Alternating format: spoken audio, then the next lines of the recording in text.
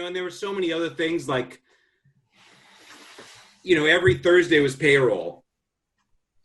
And so Wednesday night, I would review our cash flow and sort of what money had come in. And every Wednesday night I went to bed, every Wednesday night, thinking, okay, is Christiane, she was my bank manager, is she going to let me go in the morning? Because the payroll clears Thursday morning. And if I'm 5,000 off, she'll probably let me go until Friday or Monday and see what comes in.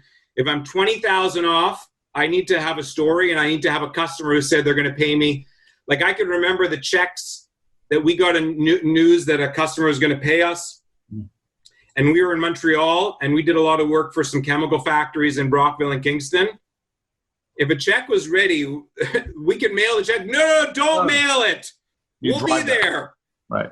And my driver went out to get the check. So that was my life for 4 years. Like that was, we did a lot of work to repair our reputation and whittle down our payables. It was hard to get a job also because in the construction business, we were a fairly large player in our sub-trade, and we were very well known in our sub-trade, which was actually a problem because people knew when the business was doing well, right. And then they knew when it was doing bad. So it was hard to get hired for jobs. First of all, we couldn't get bonding, which is important for certain public works projects or just large construction jobs. And other people, they didn't want to give me a job if they didn't think I could finish it. So, we spent a few years, and there's nothing that didn't happen during those few years. There's the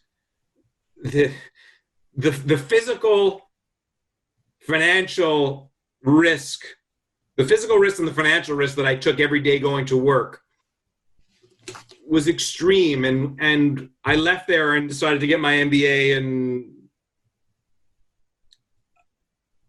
I didn't feel bad leaving my dad. I think he wanted me to stay because we had gotten the business to be stable, and I think that was viewed as an accomplishment. It was hard for me to feel that way because the stress was so intense, and it wasn't like it became a runaway success, but we at least, I lived through it, which, by the way, was not automatic. And,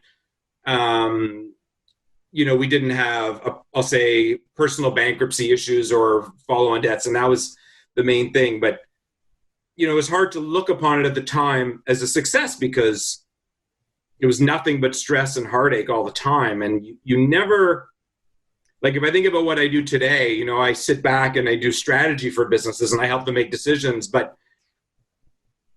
my life then every day was survival. And like I say, that to some degree it was physical. So every day was survival. It was, who do I have to pay today? Which of my employees is on my side?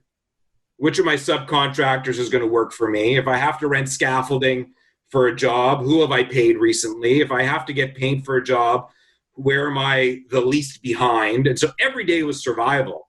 And so when I think about the crisis that we have today, I think a lot of businesses are going through it. I'm not. Partially because I guess I left that experience and didn't want to go through it again. And right. So I know a lot of people who know me and like to sort of poke fun at me because I run my business very conservatively and we have no debt. And, I probably could have invested more and grown quicker. And I've actually run my business very conservatively, partially because I saw what it was like to ride high and fall and what it's like to have your house on the line and your life on the line. And so this crisis for me is not very intense.